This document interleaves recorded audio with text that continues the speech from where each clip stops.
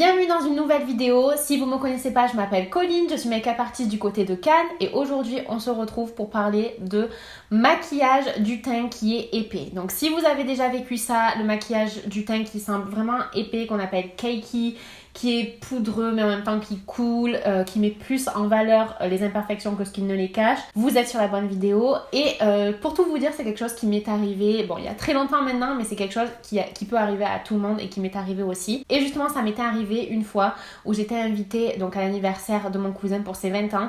Et j'avais vraiment pris du temps pour couvrir mes imperfections et tout. À l'époque, j'avais énormément d'acné, j'en avais vraiment sur tout le visage, même sur le haut du dos et tout.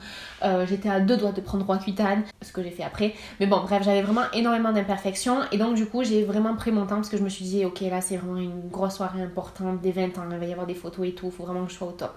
J'ai pris mon temps pour me maquiller, j'ai mis 1h30, j'étais super jolie, etc. Le temps de faire mes cheveux, de rentrer dans la voiture, j'ai baissé le miroir du pare-soleil du côté passager et là j'ai vu une horreur. Mon maquillage qui était super épais, qui coulait, on voyait toutes mes imperfections et mes imperfections elles étaient encore plus mises en valeur que si j'avais absolument rien fait. Donc on est censé se maquiller pour améliorer l'aspect de sa peau et tout, mais franchement j'étais encore plus moche que si j'avais absolument rien fait. J'étais dégoûtée, j'étais mal toute la soirée, j'ai évité toutes les photos et vraiment ça me donnait un aspect mais vraiment sale, presque sale. Alors que le but était tout autre. Le but était je pense comme vous, d'obtenir un maquillage uniforme, de lisser ma peau malgré les boutons, malgré les pores dilatés, maquillage qui tient, qui vraiment me donne bonne mine, qui me fasse me sentir belle, confiante, parce que c'est vrai que quand on a des imperfections sur la peau, c'est pas toujours simple de se sentir hyper en confiance, de se sentir belle, de se trouver belle. Donc le résultat était bien éloigné de mes attentes et du coup j'étais complètement dégoûtée. Alors justement, comment ça se fait qu'on obtienne un maquillage du teint qui soit épais quand on se maquille alors qu'on a tout fait pour lisser son teint, l'unifier et cacher ses imperfections? La première raison qui peut expliquer qu'on ait un maquillage du teint épais, c'est qu'on applique trop de maquillage. Donc en général, plus on veut couvrir ses imperfections, plus on applique de couches, que ce soit de fond de teint, de correcteur, d'anti-cerne, on applique des couches. En fait, c'est exactement comme la princesse au petit pois. Donc la princesse au petit pois, je sais pas si vous connaissez l'histoire, c'est une princesse qui était tellement douillette qu'elle arrivait à sentir sous 10 couches de matelas qu'on avait glissé un petit pois sous le premier matelas. Ben, c'est exactement la même chose. Vous avez un bouton, donc vous allez essayer de le cacher avec une couche de maquillage, donc un premier matelas, un deuxième matelas, un troisième matelas, un quatrième matelas. Vous arrivez à le cacher, vous avez une police, mais en fait vous avez juste 15 tonnes de maquillage. Sauf que en fait, dans notre cas, c'est pas un petit pois, c'est un bouton. Donc en fait, on va dire que c'est comme si les matelas ils commençaient à bouger, à tomber. Cette analogie est un petit peu longue, mais restez avec moi. Mais en vrai, voilà, à force d'empiler les matelas, il se peut que voilà, les couches puissent tomber en fait. Et que du coup, vos imperfections sont encore plus mises en valeur que si vous n'avez absolument rien fait. Donc la première chose qui peut expliquer que vous avez un teint épais, c'est que vous avez appliqué trop de couches de maquillage. La deuxième chose qui puisse expliquer que vous ayez un maquillage du teint épais, c'est parce que vous n'avez pas bien préparé votre peau à recevoir le maquillage et du coup ça glisse, ça coule, notamment si vous avez la peau grasse par exemple. Je n'arrête pas de le dire, mais arrêtez d'utiliser des produits liquides si vous avez la peau grasse, c'est pas du tout ce qui va vous permettre de bien faire tenir votre maquillage et je vous en parlerai dans une prochaine vidéo, donc pensez à vous abonner si ça vous intéresse. Honnêtement, si vous ne préparez pas correctement votre peau à recevoir le maquillage, du coup c'est impossible pour elle de vraiment le garder, le faire tenir.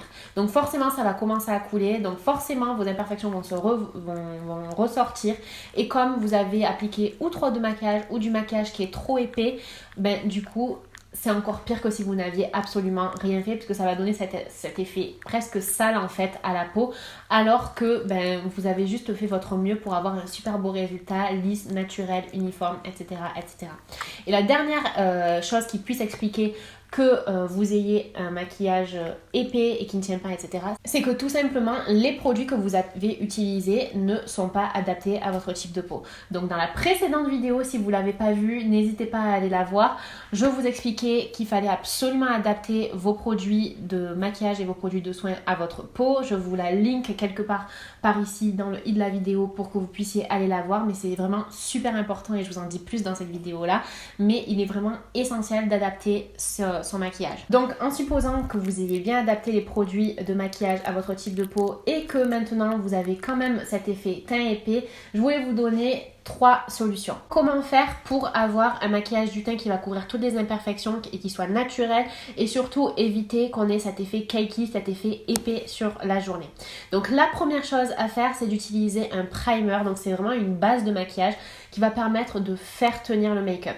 Et justement, si vous avez des imperfections comme des boutons, comme des pores dilatés, etc., vous pouvez choisir un primer qui non seulement va mieux faire tenir votre maquillage, mais en plus qui va être lissant. Donc il va déjà préparer la peau, qui va déjà lisser une première fois la peau pour éviter par exemple que le maquillage file dans les pores. Des fois ça fait ça quand le maquillage il est épais aussi, on peut le voir carrément être agglutiné en fait dans les pores, donc c'est encore plus horrible parce que du coup c'est encore pire que si vous n'aviez rien fait, parce que là on voit vraiment que ça fait comme des petits trous en fait de maquillage. Donc la première chose déjà, c'est d'utiliser un primer qui va bien faire tenir le make-up et qui va en plus préparer la peau, lisser la peau pour avoir ensuite une couche de fond de teint qui soit appliquée de manière lisse. Alors bien sûr, si vous avez énormément d'acné, si vous avez de l'acné comme moi j'avais par exemple, où vous avez vraiment en 3D etc, vous n'allez jamais pouvoir avoir un effet hyper lisse, mais n'empêche que vous allez pouvoir avoir un effet qui est beaucoup plus joli, couvrir toutes les rougeurs, couvrir les pores dilatés, là par contre vous allez pouvoir les lisser et surtout avoir vraiment un très joli teint pour toute la journée / toute la soirée sans avoir un maquillage qui devient huileux, qui s'épaissit, qui coule, etc. La deuxième chose, c'est d'évidemment utiliser un fond de teint couvrant si vous avez des imperfections qui sont très marquées.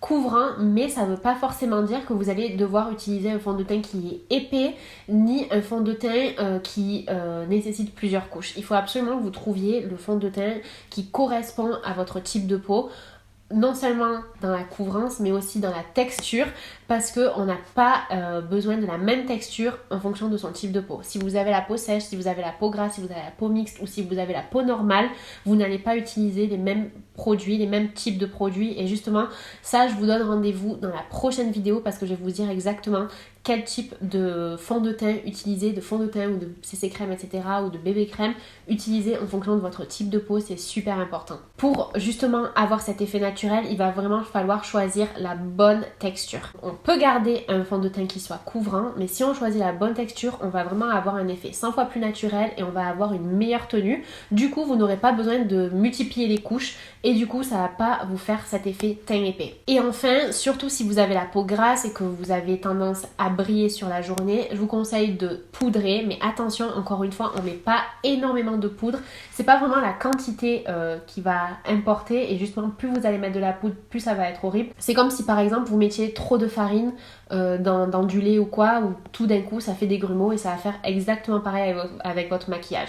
Nous ce qu'on veut, c'est juste, on veut sécher, on va dire, la couche de maquillage avec la poudre. Donc on n'est pas obligé d'en mettre 3 tonnes, on va pas mettre une couche comme ça, quand juste en fait saupoudrer un tout petit peu ça suffit.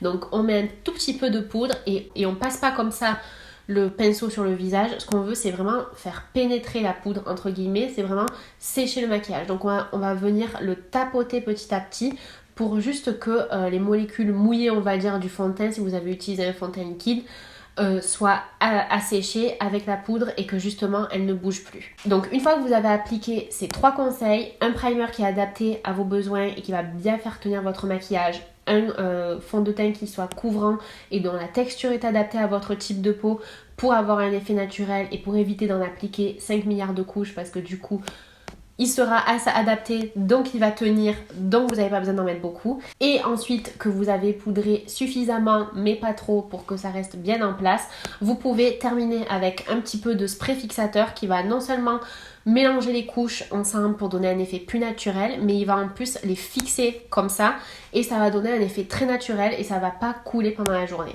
Donc vous n'aurez pas un maquillage du teint épais et normalement ça va bien tenir si vous savez choisir les bons produits.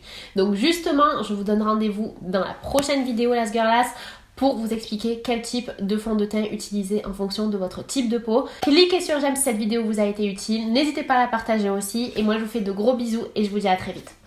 Bisous les girls!